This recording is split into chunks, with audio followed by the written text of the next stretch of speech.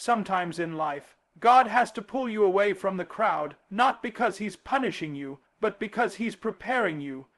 You see, we live in a world that confuses activity with productivity and presence with purpose. But there comes a time in every destiny-driven life where God calls you into solitude.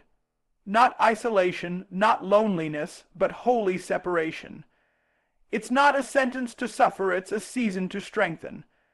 And if you misinterpret your solitude, you'll resent the very process that was designed to build you. In the Bible, we see this pattern over and over again. Before David ever picked up a crown, he picked up a harpin, the fields alone. Before Moses led a nation, he spent 40 years in the wilderness, alone. Even Jesus, after his baptism and before his ministry, was led by the Spirit into the wilderness to be alone. Why? Because solitude is where clarity is born. Solitude is the classroom where God teaches you who you really are without the noise of who they say you are. Sometimes we don't realize how dependent we've become on noise. The noise of validation, the noise of likes, the noise of constant connection. But when God is ready to develop something real in you, He'll put you in a season where all that noise dies down and you're left with just you and Him. No audience, no crowd, no pat on the back, just stillness, and in that stillness He begins to break you down. Not to destroy you, but to reveal the strength that's been hiding behind distractions. When you're winning alone, you're not doing it for the show. You're doing it for your soul. There's something powerful about knowing how to pray by yourself, build by yourself, study by yourself, heal by yourself, and still keep showing up. Don't despise the season where the phone isn't ringing. Don't curse the moments when no one notices what you're doing, because that's the place where roots go deep. And if the roots don't go deep, the fruit can't stay high. You'll fall under the weight of what you prayed for. God knows how to put you in the dark room to develop you like a photograph. Not all growth is visible. In fact, the most critical growth is invisible. You're not being punished. You're being planted. A seed must go underground before it comes above ground. But if the seed gets discouraged because it can't see the sun, it will never push through the soil. And too many people give up on the push because they mistake solitude for abandonment. But I came to tell you, you are not abandoned, you are being assembled. This is a season of focus, of refinement, of learning to hear God without interference. And yes, it hurts sometimes. Yes, it gets lonely. Yes, it's tempting to call people back that God called you to walk away from. But when God wants to change your life, He'll often change your circle first. He'll move people, places, and patterns out of your life, not to hurt you, but to clear the clutter, because purpose can't breathe in a crowded room. You have to come to a place where you don't fear being alone. You embrace it, you use it, you sit with yourself and confront your brokenness. You stop blaming others for the battles you haven't been willing to fight inside. Because, hear me, you can't heal in public what you haven't confronted in private. Some of the greatest champions have learned how to train without a trainer, how to run without a coach, how to build without applause. Winning alone means you stop waiting on a consensus to believe in what God told you in private. It means you don't need 10 confirmations to do what's been burning in your belly. It means you move by faith, not popularity. Because sometimes God won't let them see your value yet, not because you're not ready, but because they're not ready to handle your next level. And let me tell you something, when you learn how to win in solitude, you become unstoppable in public. Because the person who fought lions and bears in the field doesn't fear a giant on the battlefield. Solitude teaches you how to hear God's voice clearly, how to recognize the sound of your own soul, how to cut through the noise of opinion and stay rooted in conviction. So, if you're in a season right now where it feels like everybody left, where no one's calling, where no doors are opening, don't panic. You're not being buried. You're being built. Your silence is sacred. Your solitude is strategic.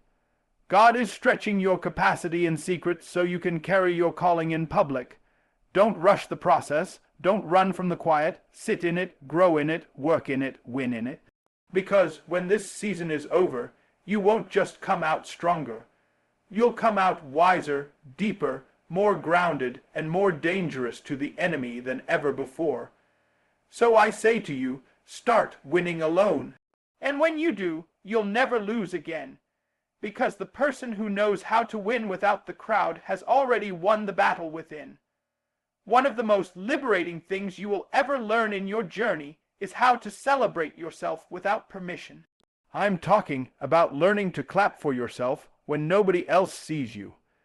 Because if you live for the applause, you'll die in the silence. Too many people are stuck, paralyzed, not because they're incapable, but because they're waiting for someone else to validate what God already confirmed in their spirit. You have to stop waiting for a cheerleader and learn how to become your own encouragement. You've got to wake up and look yourself in the mirror and say, I'm proud of me. I'm not where I want to be yet, but thank God I'm not where I used to be. You've got to learn to clap when you've had a long day and still got the work done. You've got to learn to clap when you showed up tired, drained, and discouraged but didn't quit. You've got to clap when no one texts, no one calls, no one notices, but you did the right thing anyway. It's time to grow to the place where you understand that your progress doesn't need a platform to be powerful. Every act of discipline, every moment of integrity, every silent prayer, every unseen sacrifice, it all matters. Heaven sees what earth overlooks, and while others are busy broadcasting the highlight reel, you're building a life behind the scenes that's worth clapping for. We are so conditioned to be affirmed by others that we lose touch with our own sense of worth. We think we're only valuable when they notice us, but what happens when they don't? What happens when the crowd gets quiet? What happens when your hard work is overlooked, your name is forgotten, your value is underestimated? That's when you have to reach down deep and remember who you are, not based on what they said, but based on what God declared. You are fearfully and wonderfully made. You are gifted even if the stage is empty. You are called even if your phone isn't ringing. You are progressing even if nobody is clapping. Let me tell you something powerful. You don't need external applause for internal conviction. If God gave you the vision, then give yourself the permission to walk in it with confidence, even if nobody else gets it yet. Jesus healed 10 lepers, 10, but only one came back to say thank you. If Jesus, perfect, sinless, loving Jesus, only got 10% appreciation, what makes you think you're going to get all the credit you deserve? If you're going to do anything of value, you've got to develop the emotional maturity to keep going without constant affirmation. You have to do it for purpose, not praise, for legacy, not likes, for obedience, not ovations. The truth is, if you don't know how to clap for yourself, you'll become bitter waiting for others to do it. You'll grow resentful. You'll start measuring your value by their applause. And that is dangerous, because people are fickle. One moment they love you, the next moment they forget you. But if you know how to clap for yourself, you stay grounded in what's real. You stay rooted in your assignment. You don't get thrown off every time the crowd goes silent. Let me tell you something personal. You are further than you think. You've overcome things other people would have folded under. You're still standing after storms that try to take you out. You've been through pain, rejection, silence, and confusion. And yet you didn't let it break you. That's worth celebrating. Don't you dare downplay your process just because someone else didn't acknowledge it. Celebrate yourself, appreciate your own journey. Learning to clap for yourself doesn't mean you're arrogant. It means you're aware. You're aware of how far you've come. You're aware of what it cost you to be consistent. You're aware that success isn't just the end goal. It's every small win along the way. You survived days you didn't talk about. You made progress when nobody was looking. You grew up in places that others ran from. You matured when it wasn't popular to be disciplined. That's not small, that's kingdom. Level resilience. So the next time you do something hard, clap for yourself. The next time you choose peace instead of revenge, clap for yourself. The next time you stay true to your values while everyone else is compromise, clap for yourself. Don't wait until the house is built to celebrate the foundation. Don't wait until the book is published to honor the daily writing. Don't wait until the business is booming to acknowledge the hustle when it wasn't. You are in the process of becoming. Don't underestimate the power of a person who can motivate themselves, affirm themselves, and encourage themselves in the Lord, like David did. The Bible says David encouraged himself in the Lord. That means there was nobody else to do it for him. No prophet, no choir, no worship team, just a broken man with enough faith to say, I still believe God. That kind of strength is rare. And it's in you. So stand up, straighten your back, wipe your tears, look at what God is doing in your life, and clap for yourself. You don't need a crowd to keep moving. You don't need a stage to be significant. You just need to believe that what God put in you is worthy of honor, even when it's unfinished. Keep clapping, keep climbing, keep going, because when you learn to clap for yourself, you'll never need to beg for applause again. There comes a time in your life when you can no longer grow where you've been planted, not because the soil is bad, but because you've outgrown the space. And if you don't recognize that growth demands separation, you will shrink yourself just to stay comfortable around people who no longer fit where you're going. Growth and comfort cannot coexist. Elevation always requires separation. Ask any tree that's ever touched the sky. It had to break through the ground first. It had to push away dirt. It had to fight through pressure, and just like that tree, when you start to grow, not everyone will understand. Some will question you, some will criticize you, and some will try to convince you to stay where you've always been. But hear me, you cannot stay loyal to where you were and become who you were destined to be.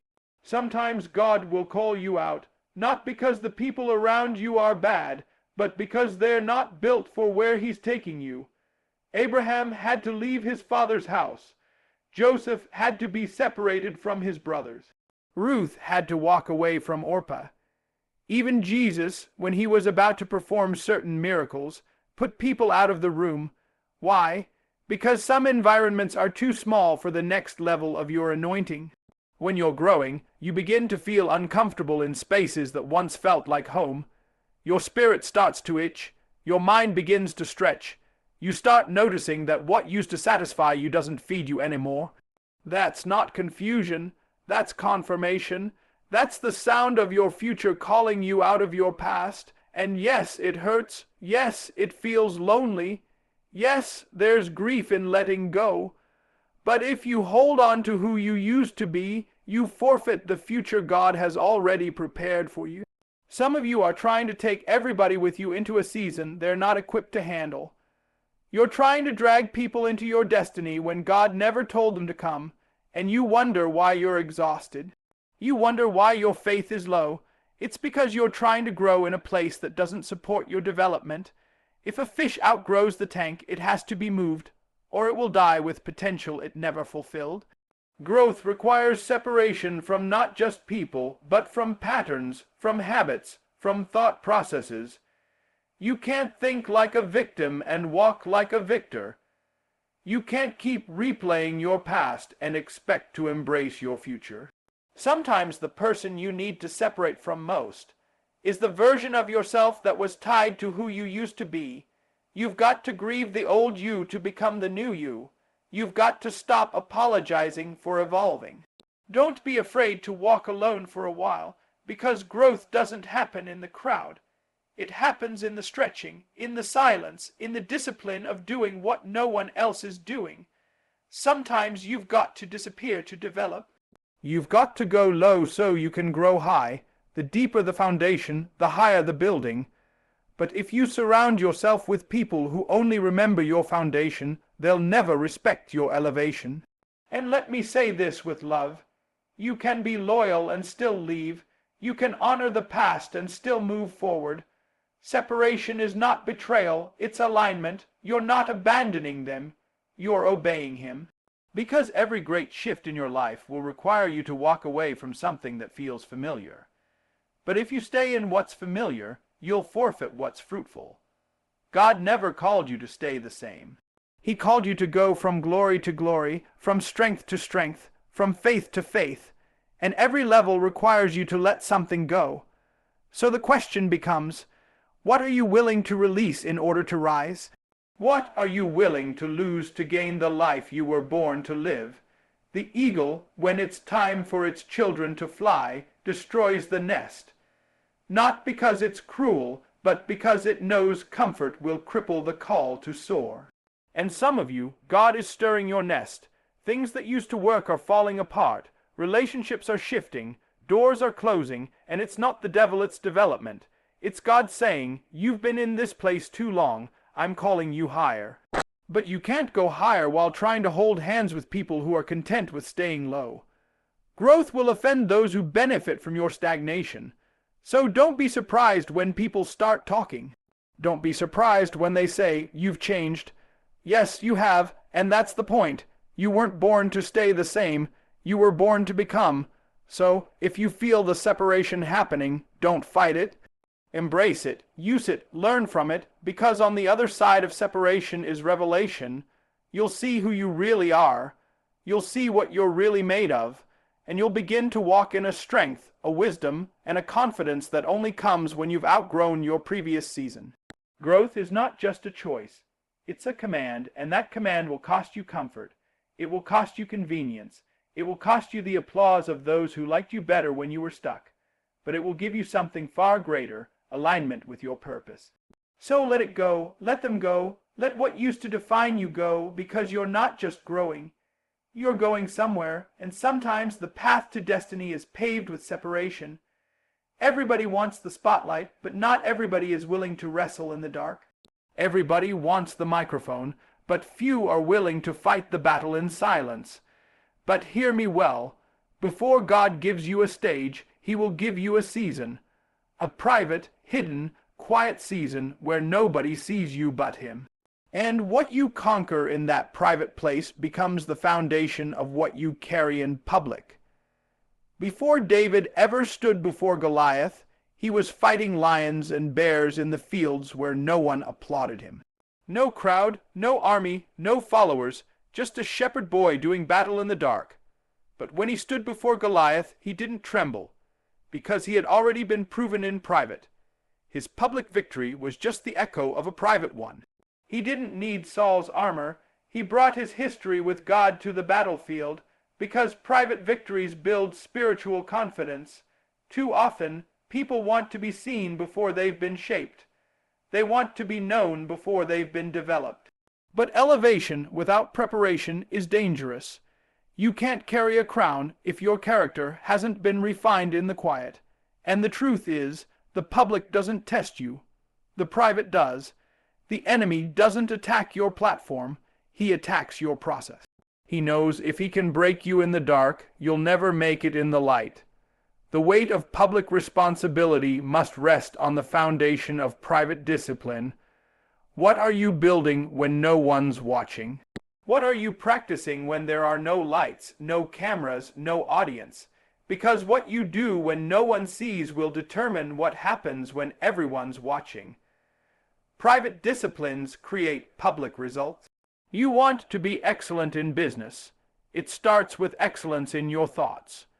You want to lead a family. It starts with how you lead yourself. You want to influence others. It starts with how you obey in the unseen places. Because the anointing is not developed in public, it is crushed in private. That's why the olive must go through the press. That's why the clay must stay on the wheel. That's why the gold must pass through the fire. Nobody sees the pressing, the shaping, the heating. But that's where purpose is purified, and you must learn to value those hidden seasons. Don't despise them. Don't rush through them. They are sacred. They are surgical. They are saving your future from collapse. God is not ignoring you. He is investing in you. Every tear cried in private, every decision made in silence, every moment of restraint, every time you chose integrity over popularity, obedience over applause, truth over comfort. It was not wasted. Heaven was watching. Destiny was recording. Jesus himself, before he ever performed a miracle, went into the wilderness, alone, tested, pushed, starved, stripped. But when he came out in the power of the Spirit. You can't carry power if you haven't passed through pressure. You can't walk in authority if you haven't walked through adversity. The wilderness doesn't disqualify you. It certifies you. You don't earn your stripes in front of people. You earn them when nobody knows your name and you still choose to be faithful. So many want to skip this part. They want the harvest without the plow, the glory without the grind. But let me tell you, God hides greatness on purpose. Because if you shine too early, you'll burn out too fast. He wants to know if you'll serve when no one says thank you, if you'll pray when no one's listening, if you'll give when no one sees, if you'll stay holy when it's just you and your thoughts. Because it's in those moments that character is forged, faith is proven, and calling is confirmed.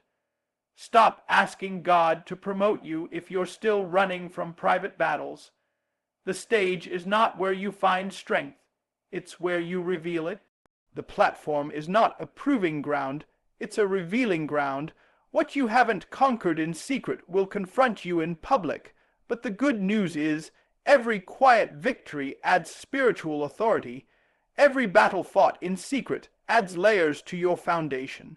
You may not look different on the outside, but on the inside, you are a warrior. Private victory teaches you humility. It keeps you grounded. It reminds you that you didn't get here by yourself. It was God molding you, shaping you, teaching you, walking with you. And when you finally step into the public places He has prepared for you, you'll know it wasn't luck. It was the result of being faithful when no one was watching. So don't get discouraged in the shadows. Don't get weary in the silence. God sees you, and if you stay faithful in the private battles, He will reward you with public influence. But don't chase the spotlight. Chase surrender. Chase obedience. Chase discipline. Chase development. Because those who have been tested in private are the ones trusted in public. And when your day comes, when your moment arrives, when the curtain finally opens and the world sees what God has placed in you, you'll be ready. Not because you were perfect, but because you were prepared. Because you learned how to win when no one was watching. Because you didn't need the glory to get the victory. You carried the glory into the victory. There's something about walking alone that teaches you what community never could. There's a clarity, a depth, a rawness to the solitude that doesn't come when you're surrounded by people. When you start walking alone, really alone, you begin to hear differently. You begin to feel differently. You start to see yourself not as the crowd sees you, not as the world labels you, but as God reveals you. And that's when the real transformation begins. When you walk alone, you can no longer hide behind titles or roles or relationships. There's no one to blame, no one to lean on, no one to distract you from the inner work that must be done. It's just you, your thoughts, and your God, and in that silence, in that stillness, something sacred happens. You begin to meet yourself, the real you, not the edited version, not the version you perform for others, but the version God has been waiting to introduce you to all along. And yes, the journey alone is uncomfortable. It's not glamorous. It doesn't feel good. It exposes your insecurities, highlights your flaws, and forces you to confront everything you've been avoiding. But hear me, that discomfort is divine surgery. God is not punishing you. He is preparing you. He is developing in you a kind of strength that applause can't give and success can't fake. He's building something deeper than charisma. He's building character. This journey alone strips away everything superficial. It takes away your crutches. It removes your props. It quiets the noise. And suddenly, you begin to hear the voice of God with clarity. You start to realize that He's been there the whole time, whispering truth into your soul. You start to lean into Him, not out of obligation, but out of necessity. Because when no one else is there, you learn that He is enough. That's how intimacy is formed. Not in crowds, not in comfort, but in crisis. When you're down to nothing, that's when you discover He is your everything. You stop performing, you start praying, you stop striving, you start surrendering, you stop chasing validation, you start chasing presence. And when you chase His presence, you find His power. It's in those alone moments that trust begins to take root. Not just trust in God, but trust in yourself. You start to see that you can survive what you thought would break you. You start to believe that you have what it takes, not because you're perfect, but because you're rooted in the one who is. You begin to understand that self-trust is not arrogance, it's agreement with God. It's saying, if He called me, He must know what He put in me. You can't learn that in a crowd. You can't learn that when people are constantly carrying you. There are lessons that only come when you walk alone. When no one is clapping, when no one is checking in, when no one is watching, that's when you develop the kind of self-trust that doesn't shake under pressure. That's when you grow the kind of faith that doesn't flinch in the fire. That's when you walk not because it's easy, but because you're anchored. And let me tell you, once you've walked alone with God, once you've been sustained in the desert, fed in the wilderness, and comforted in the midnight hour, you'll never be the same. You'll no longer need people to prop you up because you've been propped up by grace. You'll no longer fear being misunderstood because you've been understood by the one who made you. You'll no longer crave applause because you've been affirmed in private. There's a power in the person who's walked through the valley alone and came out with a limp and a testimony. There's a weight to your words when you've learned how to survive without the crowd. When you've cried on your bathroom floor and still stood up and praised God anyway. When you've faced your own doubts and fears and failures and didn't run, you wrestled. You wrestled with God, with purpose, with pain, and like Jacob, you came out different, not just changed, marked. This is the kind of spiritual maturity that can't be taught in a sermon or learned from a podcast. It has to be lived, it has to be walked out, and yes, it's lonely, yes, it's hard, but it's holy ground. Because in that space of solitude, you begin to see yourself as God sees you, called, chosen, and capable. So don't fear the silence, don't rush the isolation, embrace it, let it refine you, let it recalibrate you, because the person you're becoming on this solo journey is the one who will carry the mantle in the next season.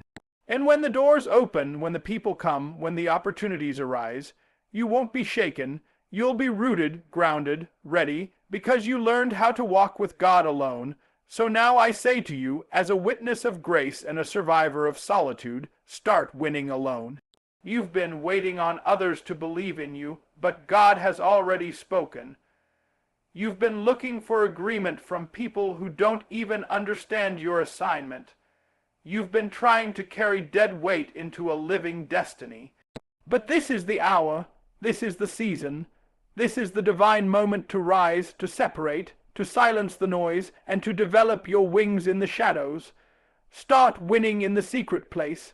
Start winning when no one claps. Start winning when the room is empty, the phone is quiet, and the heart is heavy, because that's where warriors are made. That's where vision is sharpened. That's where destiny stops being a dream and starts becoming discipline. God is not calling you to be lonely. He's calling you to be trusted. He's calling you to become someone who doesn't need the crowd to be committed. Someone who doesn't need applause to stay anointed. Someone who can stand alone because they have stood with God. Yes, it will cost you. Yes, you will cry. But tears are liquid prayers, and every drop is watering your next level. Don't despise the breaking. It's the blessing in disguise. Don't resent the silence. It's where power is born. Don't run from being alone. It's where intimacy is built and legacy is birthed. You don't need a cosigner to be called. You don't need agreement to grow. What you need is the courage to let go of what's familiar and the faith to walk into what's divine. So I charge you, start winning alone. Not because you want to stay alone, but because this is the place where God trains generals. This is where He raises up visionaries, This is where he strips off fear, self, doubt, and limitation, and clothes you in fire, focus, and faith. You were never meant to be ordinary. You were never meant to be dependent. You were never meant to stay stuck. You are chosen, you are equipped, you are appointed. Now walk like it, speak like it, move like it, win like it. Even if you have to start alone, start. Because in the solitude, God is with you. In the silence, God is shaping you. And in your private victories, He is preparing to reveal His glory through you. This is your moment. This is your message. And this is your mandate. Start winning alone. And watch what heaven does next.